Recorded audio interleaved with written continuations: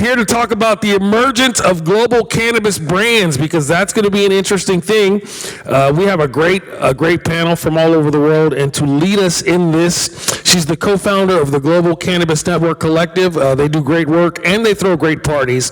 Put your hands together and welcome Jill Reddish. Everybody else, I know you guys all come up too. Welcome.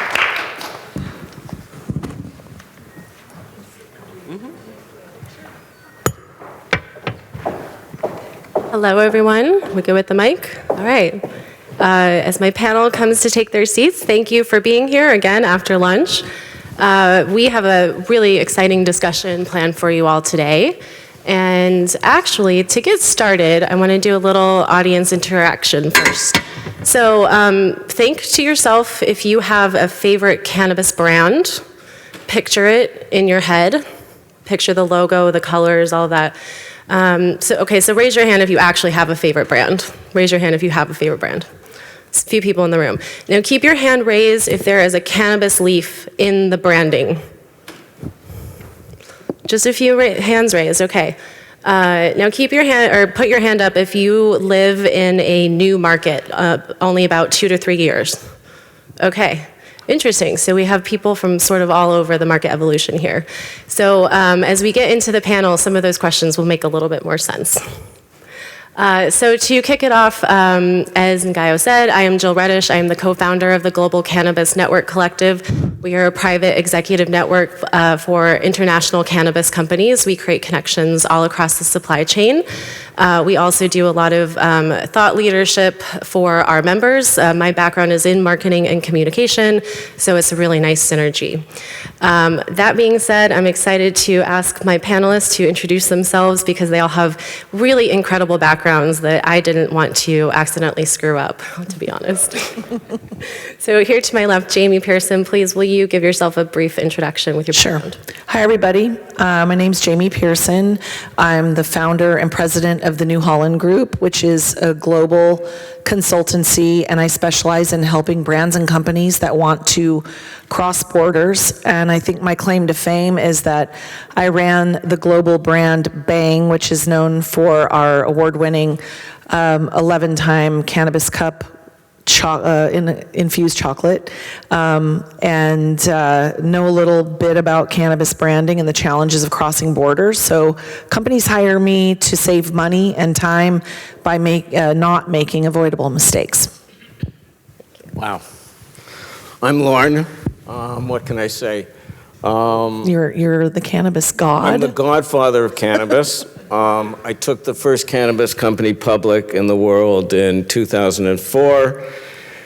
And I'm probably best known for 3 cannabis companies that I sold, one in 2017 called Synapsis, one in 2016 Synapsis, 2017 Chronos, and in 2018 I sold Tokyo Smoke. The combined of the 3 were a unicorn. And my passion and mission in life is to make the world a better place through cannabis and design excellence. And currently I'm the chairman of a company called Canna Global, and we have partners all over the world in the cannabis business, specifically Choco, my friend Cedric, and Jeremy, and we have partners pretty much everywhere in the world today, and we're building the probably first global cannabis company. And just to add in, I appreciate how you kept it focused on the cannabis experience, but of course you have a very extensive, amazing branding experience outside of cannabis with a lot of consumer and retail brands as well. So amazing. Yeah, I'm just for interest, I grew up in the branding business, and my father was in the clothing business, so I learned how to build brands early on. And I'm an architect by training, and really the design excellence is the key to building a brand. Tokyo Smoke, it was the name, it was the community, it was design, and it really was telling the world that we were going to be the Starbucks of cannabis. Love that. Thank you, Lauren. And next up, Alex. Well, that's easy to follow. Hi, my name is Alex Pransky, co-founder and operator of the Higher Circle, which is a cannabis brand support agency, if you will. We help brands figure out optimization of their supply chain, resources, and branding and developing products. Before that, I was one of the builders and operators of a few early brands in California, and really just early participant in the regulated cannabis market. Thank you. All right, and Narkis. Hi, thanks, Jill. I'm Narkis Tesler. I'm from Israel. I made it here. It wasn't easy. We had to fly through Larnaca, and then we got to Vienna, and finally got to Berlin. The Medican Group is an Israeli cultivator. We have an indoor cultivation facility that's basically a high-tech facility. We started with our first brand, was named Seven. Seven is a purely medical brand. When we launched Seven, the whole industry was just about tons of products. And we realized that if we're going to make it here, we have to really do a good job of branding, that it was time for the industry to be branded. So we launched our first product, looked totally different from any other product in the market, and that's what made it survive. We have brand recognition and the fact that when you see our packaging, then you see that it's something different, and you got to stand out, because guys, we can't advertise. We have to find a way to stand out. So that's our first brand. It's Seven. It's an established brand in Israel. It's known for being premium medical cannabis that doesn't compromise, and it's a brand you can trust. Having said that, 2 months ago, based on our reputation with Seven, we launched our new brand called Solo. Solo is a brand for the connoisseurs of cannabis. It has sexy genetics that are brought to the fullest when we put them in the genetics we bought from overseas, and we grew them in our indoor cultivation facility. So it really brought out the very best of these really sexy genetics. Now, the power of branding is that once we had our brand, when we went to the pharmacists, B2B, and they knew that we were named that they could trust, then they just, without even trying, they bought out all that we had. So that's the power of branding, and I'm a really, really big believer. And now we're ready to go out of Israel. Yeah, thank you, Narkis. We're going to circle back to you a little bit more to dive in more in just a minute. And of course, we are here to talk about the evolution of branding and how that can work across the global supply chain. So first, I just want to level set for everybody here and kind of define a brand a little bit. My favorite definition of what a brand is what people say about you when you are not in the room. And so brands include both hard and soft attributes. Hard attributes kind of being that logo, the colors, what does the packaging look like, what is the actual product, of course. And then also those softer attributes, the personality, the emotion that it evokes in you. So we're going to hear more about that from these amazing panelists. And to circle back, Narkis, you began to touch on the two brands that you have and began to delineate them. Tell us just a little bit more about that, dig in a little bit more. And if you could give us kind of a timeline of how long did it take for these things to develop? Because a lot of folks go to digital marketing agencies and say, design me a logo, throw it up on a website, and we're good, we have a brand. It's a lot more complicated than that. So much more complicated. First of all, you have to make sure that you're branding what you want to brand. You have to make sure that one message that gives you the unfair advantage, that's what's getting across. So we started with the packaging, like I said. In our market, we can't advertise. We don't have a lot of room to do anything. So we started with the packaging. We were lucky because the packaging really stood out, and we had a really good genetics even from day one. But we were extra lucky because our signature product was perfect for Israel, PTSD.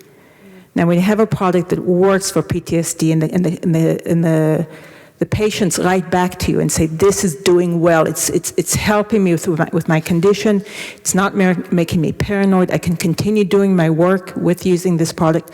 So this one product is what really got us off the ground. That 3 years later, one product's not enough. If we hadn't built it into our brand, when we introduced the other products, we have a total of 6 products in the Seven brand. So when we launched each product, because we had already branded the concept, then the other products just rolled right in, and they knew what to expect from the product. And that's the power of the brand. So it took time, but cannabis time. I know in the other world, the rest of the world that most of us came from, it takes a lot longer to build a brand. But for the cannabis industry, everything is on high speed. So it took time, but not that long. When we launched our solo brand, it was like that. Because we had the reputation of the 7 brand. So one actually complemented the other. You're creating an ecosystem. Exactly. Yeah. And then just give the audience a little bit of an update on the market there in Israel. Some medical markets, patients don't really get to have a choice in what they're getting in from their pharmacist. So can you just give us a little explanation there? Sure. Well, Israel's market is going through rapid change. Surprise, surprise. On the 1st of April, we have a new reform that went into effect. It's a growing reform. It will take about a year before all of it goes into effect. But what happens in Israel is until now you had to get a medical license. Once you got a medical license, then you would go and have your prescription. The prescription would say which category you can use, how much THC, how much CBD, and you could go in and look at a menu of a drugstore, look at the menu, and decide what product you want out of those categories.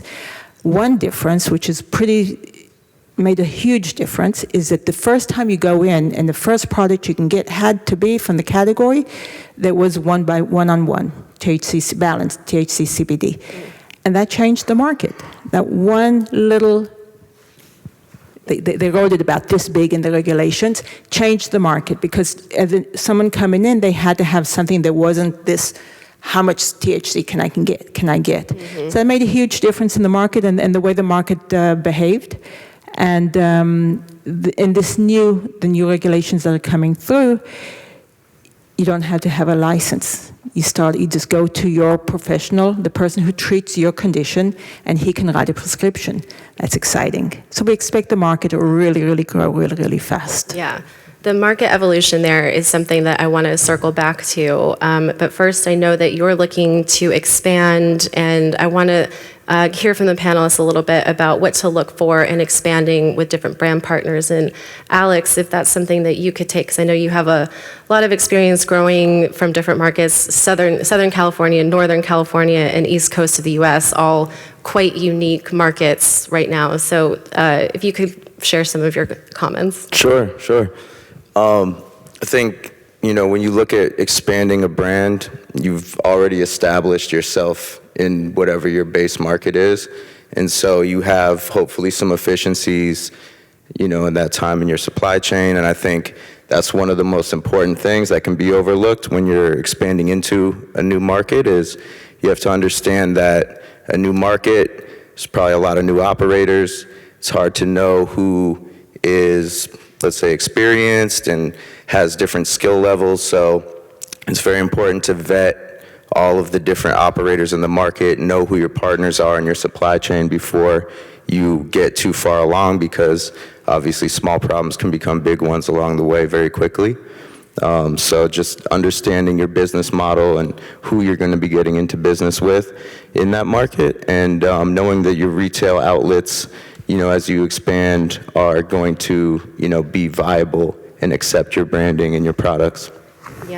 Yeah, thank you for outlining those things for us. And now, actually, Lauren, I'd love to hear from you, and if you could share a little bit of the background about Tokyo Smoke, the evolution there.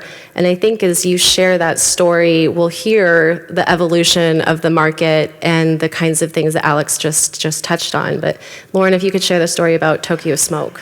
It's hard to do that in a few minutes, but we started out to build a global brand. It wasn't about building it was really about building a global brand. And it was very much about my DNA that I'd spent already 30 years building my brand, which was part of the DNA of Tokyo Smoke. And we sold Tokyo Smoke in 2018. If you go into a Tokyo Smoke store today, it looks exactly the same way it looked because our DNA was so strong. I think our success was building a community. From day one, we were an education retailer, And one of our great tricks was, give us your email address and we'll send you a pack of rolling papers. I think we sent out probably 25,000 packs of rolling papers, and that started to build a community. And then I started traveling around the world and meeting with kings, queens, prime ministers, heads of state, and the CEOs of the largest companies in the world, telling them about how we were going to change their lives. And that stuck. Tokyo Smoke stuck everywhere we went. And even today, it's still I think the most notable brand in the cannabis industry. Except Bang. Which, speaking of, Jamie, will you outline the history of Bang for us as well, and illustrate for the audience the journey that Bang has gone through with market evolution as well? Was it starting out with everybody really wanting the highest THC, and then where are we now? Well, the first thing I want to say is people often confuse products with brands. Yeah, I brought Lauren a Bang chocolate, allegedly. People confuse brands with products, and a brand is not a product, and that happens a lot. And I also think people confuse companies with brands, and those two things are not the same either. So Bang it started out as a product. It was a chocolate bar, and when it started out, we're talking about 2010, you could buy a brownie that would have in Sharpie on a Ziploc bag, 1 gram of cannabis was used to make this brownie. And the founder of Bang, who was a master chocolatier, said, this is medicine, this is crazy, we have to elevate so that people could actually know how much cannabis they were gonna get. So fast forward, Bang was known for its logo, it was known for its tagline, it was known for its packaging, all of those things. But what I did when I came in, they hired me to expand the brands. When I got there, we were in California. When I left, we were in 7 states, Canada, and I took our CBD brand prior to Novel Foods into Europe. What I did is made sure that we were speaking with one unified voice. And because a brand voice is super important. And so the one thing that I had a mandate from the CEO, who was the CEO before I took over, was we're not going to use the obvious Bang as sex. Because imagine all of the things, bang well, bang often. Everybody wanted to use Bang as sex. We did not want that to be our brand voice. He said this plant is female, I have a daughter, I want to be proud when people talk about Bang. I want them to be talking about quality. I want them to be talking about different things. So we made sure that our brand voice spoke to a particular audience. So what I did is I actually headhunted a brand expert in voice. And if you guys raise your hand if you know the brand 19 Crimes wine. Okay, so short story, I went in a grocery store on a way to a birthday party. I bought a bottle. The checker made me stop what I was doing, made everybody go to another line, and showed me the augmented reality of how to make that label come to life using the Living Wine Label app. And I thought, how did this person turn the checker in the grocery store into a brand ambassador? So I called a girlfriend of mine that does headhunting in the wine industry, found the woman that did that brand, headhunted her, and she became my head of brand. And so Very smart. Yeah. The brand voice of 19 Crimes, she modeled after Jax from Sons of Anarchy. And she said, women who are 35 buy wine. That's our biggest buyer. And it was cheap Australian wine, and I need to get the women that are, between 28 and 36, so you got to know your demographic. Who are you talking to with your voice? I need those women to buy my brand. I'm not going to talk to them in their voice. I'm going to be aspirational. Everybody wanted to have sex with Jax from Sons of Anarchy, so I'm going to talk to them in the bad boy voice. That's how 19 Crimes was built, and it was that voice. So when you think about it, every bottle is a criminal. The whole thing was about crime, and the voice was the voice of a criminal. It doesn't matter. You don't have to speak the voice of your customer. You have to speak to your customer. And she and I did the collab together with Jim Belushi, and it was a fun project, and he came here and talked about it a couple times. So the evolution went all the way full circle, but our biggest issue, I think, in going global was making sure that we didn't use any false friends, it's called. So I'll just give you one example and then I'll turn the mic over.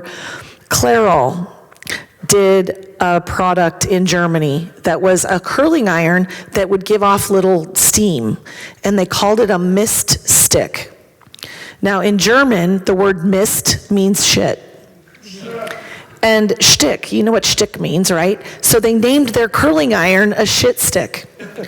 And that's the type of mistake that brands make when they don't understand how to cross cultures. So one of the things that I did, having lived in Europe and America for the last 30 years, is I made absolutely sure we didn't make any of those missteps. There's a lot to it. And Alex talked about supply chain.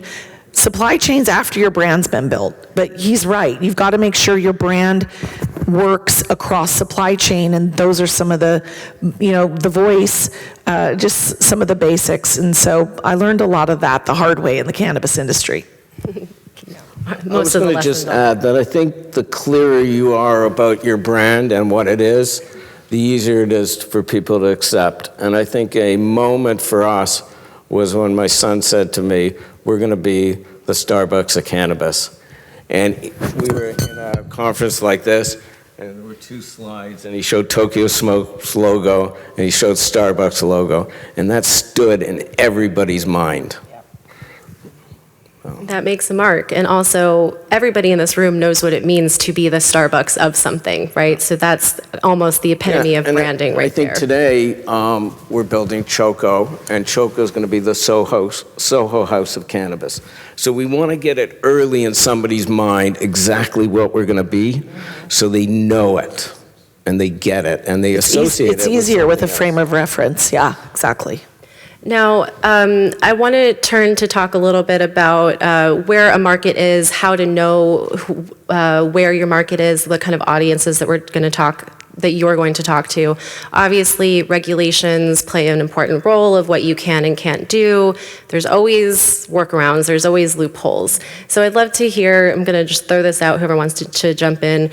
Let's focus in on Germany, of course. The cultivation model right now, there's a lot of things you can't do. We're going to find out a lot more about what people can do as we see people do things and take risks. I'd love to hear from each of you. What excites you? What kind of opportunities do you see for here in Germany for branding? Narkis, you want to go first? I'm going to let one of you guys start because I don't know enough about the brands in Germany. I'm looking forward to learning about them. You're here doing market research. Oh, absolutely. Love it.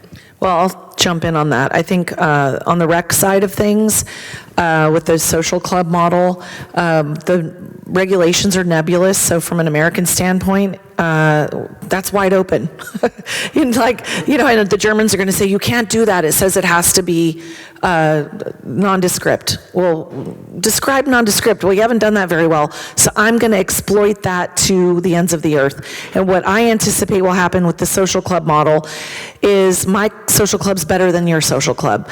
And it's going to be like the football team concept, and you're going to have brands so that when you send flower out the door, the companies want people to know where that flower came from, because when you think about 25 grams is what you can have on your person when you're out in public. That's 25 1-gram joints. That's a lot of weed. I mean, who needs 25 joints in their pocket at any one? Okay, fair enough.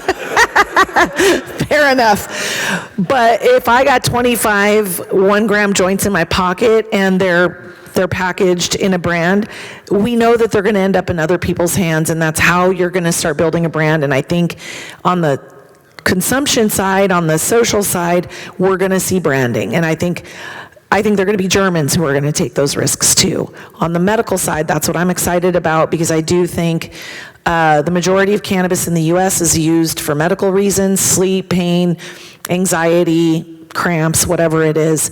And I think it's going to be used medically also in Germany, but people are going to want the government to reimburse them. They're not going to want to use their disposable cash, because why would you? Why would you go to a social club and spend a bunch of money when you can just have the government pay for it? And I think it'll get there, maybe not initially, but eventually. And I think that there's an opportunity for brands in the medical side of things, and that's really where I'm focused.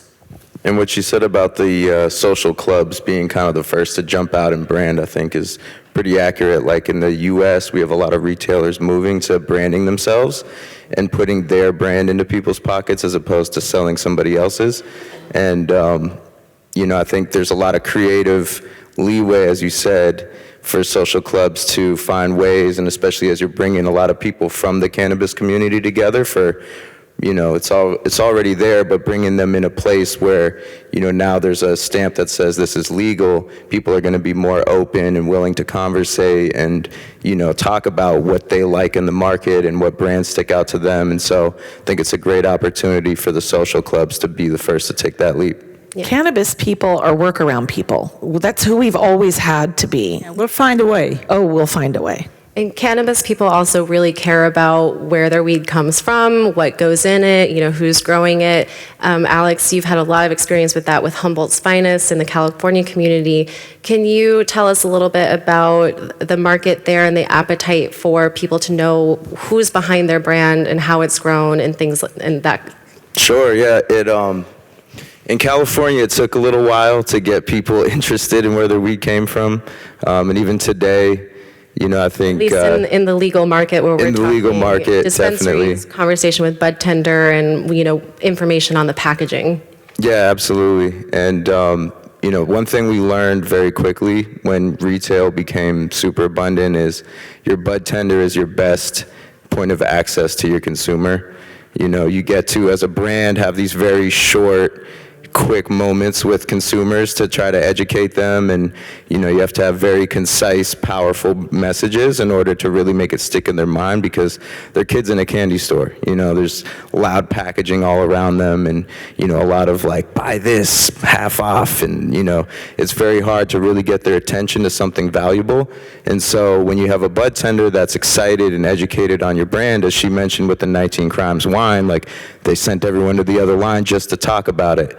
And so when you can find, and it's going to be different in every market and even to a degree every store, what excites that cannabis community, the bud tender's the catalyst for all that. Yeah. We actually at Bang had a two-tiered marketing strategy. We had a direct-to-consumer marketing strategy where we spoke to our consumers, but then we had a bud tender strategy. And it was all about putting swag in their hands and educating the bud tender about Bang, so that when the clientele that bought chocolate wasn't usually the 24-year-old male.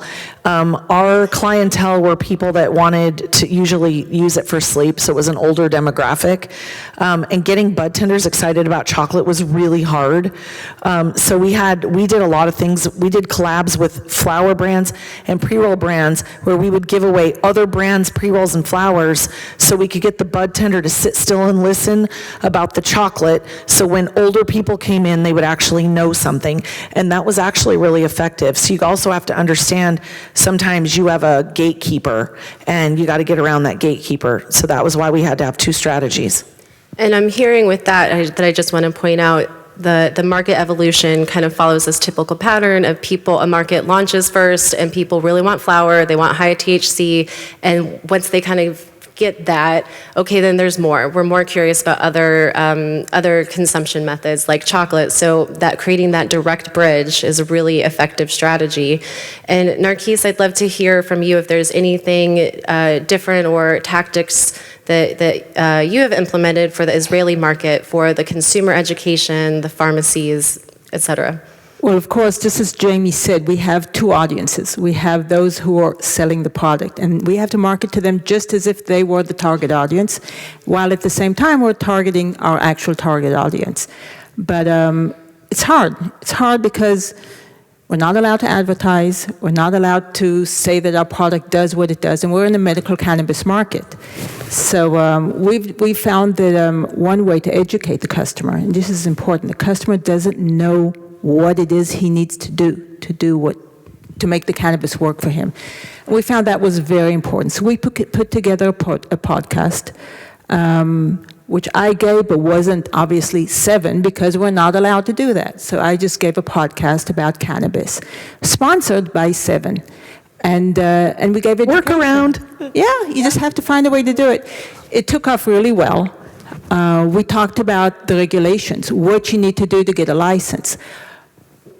Once we brought in doctors that say, I have a specific medical condition, what do I need to do? What cannabis? There's so much out there. How do I know what to start with? So we brought on doctors, and I would interview them. I would make sure that they gave as much information as they could, very short podcasts. People don't have a large attention span. Very smart tip, very smart. The brand name is 7, so what was the podcast? 7 minutes.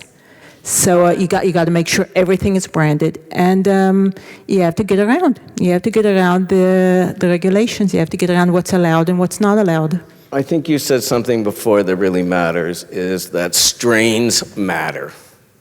And that's what matters. And strains carry Absolutely. so strong, because if your strain stands for something, then you don't have to advertise. They know the strain, and everybody. Put into the mic. Sorry, and everybody knows the strain they like. I said strains win. In every place, the strain wins, and whatever that strain is, that when the cop or whatever it is, that's what everybody wants. And I would say our success is that we have the largest strain library in the world. Whether it's Californian, whether it's landrace, whether it's Canadian, and that's what will win across all markets, will be your strains. In the flower segment, for sure, and I think to Narcisse's point, you've got to remember that in emerging markets, the people that are going to walk into the dispensary are the ones that have the courage to walk into the dispensary. With the stigma being as strong as it's always been, it's sort of like walking into a massage parlor. People don't want to have their car in the parking lot. They don't really want to walk in. And when Alex is talking about all the branding being loud, I imagine my mom walking in and going, oh my gosh, like not a kid in a candy store wanting to run in the other direction. My mom's probably going to be wave 4. You're going to have the young people who are like, yes, coming in first. The evolution of education has to evolve with the evolution of the consumer that's going to walk into that store. And what happens, to Lauren's point, is we're seeing this in California now. Weeds like wine there. Some people like Pinot Noir. Some people like Sauvignon Blanc. People start developing a taste. They know what they want, and you need the strain library if you're in the flower department to really appeal to the developing taste, because people become very sophisticated in their cannabis palate. Exactly. Go ahead. So that's true, obviously, for recreational cannabis, but for medical cannabis, it's just as true, and that's not what a lot of people don't understand. Because one strain can be wonderful for me if I have a specific indication, and can do nothing for the person sitting next to me who needs something different. And the education has to get out there, and it's just it's difficult. They're not helping us out getting that information out there, so we have to find a way around it. Exactly. Helping consumers understand what kind of questions to ask, the benefit of being able to smell the strain yourself so that your nose knows and you have your own reaction there. Now we're winding down on time, so I do want to leave it open for questions, so start thinking of those, and we have some mics in the back of the room, and I think we have a mic for closer up front. So I have one last question for my panelists. It's a fun one while everybody is thinking of their questions they want to ask. Branding and marketing. There's crazy, fun, creative ideas out there.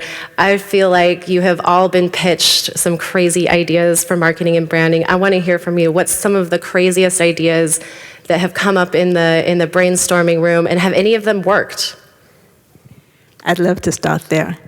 So you guys, can you get that out? Sausage in Hebrew is called cabanos. What does that sound like? Cannabis. So our advertising agency came out and said, you know what? We're not going to advertise medical cannabis. We're going to advertise medical cabanos. Medical sausage. Exactly. But when you say it sounds like cannabis. So we took a local stand-up, very famous stand-up comedian, and he went on this really posh commercial with a sausage. And he's just talking about associations that you can imagine what they are with a sausage, and having a good time with it. Genius, I love it. Because that gets everybody talking about it. It got viral very, very quickly, and it got us out there in a minute. You can't forget that sausage. Now, that's not really, I was a bit worried about that. I don't want to be associated with sausage. We're talking about a connoisseur label with phenomenal exotic genetics, and we're talking about sausage. But it worked. It worked. Some people say that we had people coming up saying on the Facebook and the people who came and had something to say about it says, whoever that marketing director is, they need to fire her. But if they're talking about you and you're not in the room. It worked. Yes, brilliant. All right, do we have any questions from the audience? Any hands raised? We have one. Let's hear it for Michael Canellis running all up and down the stage. Yay, Michael! Woo! I could use this mic. Oh, yeah. Should be For the effort, I want to. Thank you. Thank you. Thank you for the super interesting conversation. I really enjoyed all the knowledge and sharing. My name is Ying. I'm the CEO for Trollmaster in Europe. We do automation for all different kind of grow facilities, and we have a good problem that I would like your expertise on. We get a lot of positive feedback from users who have used the product and who share the feedback. Could you share a bit more about what the best way would be to utilize that feedback we get from the community and put it into our branding? We have a few brand ambassadors, but it's very traditional. Is there any expertise you could share from your side to kind of have better ideas? Thank you. Sure. I would say just, building brands throughout the years and kind of having to change and evolve as the consumer market matures. It's really important to make sure that you're getting a wide range of feedback and it's not small pockets. I think something that, a few of my brands and I'm sure others in the market have dealt with is you get one brand rep coming back to you like, oh, somebody didn't like the product, but they say it as, people don't like the product.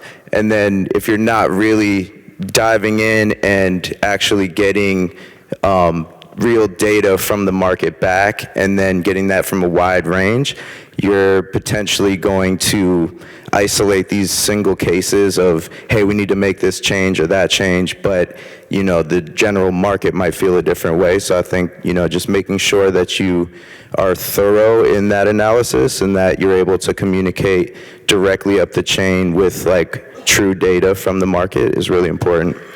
We just had a conversation last night about the fact that TikTok is really what's coming. The generation that's coming up, they're into TikTok, and that's that little short burst of information. So if you ran a TikTok campaign where you were able to get some of those testimonials on video, and you could have your brand with the testimonial, so the TikTok campaign or the Snapchat campaign or the Insta campaign is just testimonials. I did this product, I loved it, it was amazing. Word of mouth is really powerful, and you're basically putting the word of mouth right out into the market. Yeah. You can do so much with testimonials. You can make sure that you choose those ones that you want to highlight, that really highlight the branding, that really get that message out. The most important thing you want to get out there, make sure that's what you use in the testimonial. I would also add that when you are very crystal clear on your target audience, you know what matters and what doesn't matter as much. So as long as you're very crystal clear on who you're trying to reach, the 65 and up crowd is going to have different feedback, care about different things than the 20 to 30-year-old crowd, right? As long as you're focused, you'll be okay. Okay, time for a very last question here, please. Oh, hello. I'm here representing Isabella Palazzo from Italy's Association for Medical Cannabis Patients, and we would love to know your thoughts on the Italian cannabis market for medicinal marijuana. We haven't heard so much about Italy. What are your thoughts? We're a branding panel, so I'm not really sure that that's something that we're up here prepared to talk about. It is an early market, though, so be prepared for what we've talked about here with the market evolution. And I think we're all probably happy to answer other questions. Yeah, but I would say that it's huge, and nobody's talking about it. We're talking about it. We care. It's very strict though right now. Claudia De Morella. 60 million people, something like that. When you can big brand, market. lean into what people love about Italy is probably a good place to start. There's a lot to love about that country. Infused ravioli. Go find Claudia De Morella. She's working on that very much. Pesto. Infused pesto. There we go. We're out of time, unfortunately. Lemons. Thank you, everyone. But thank you so very much. Let's hear it again for the whole panel.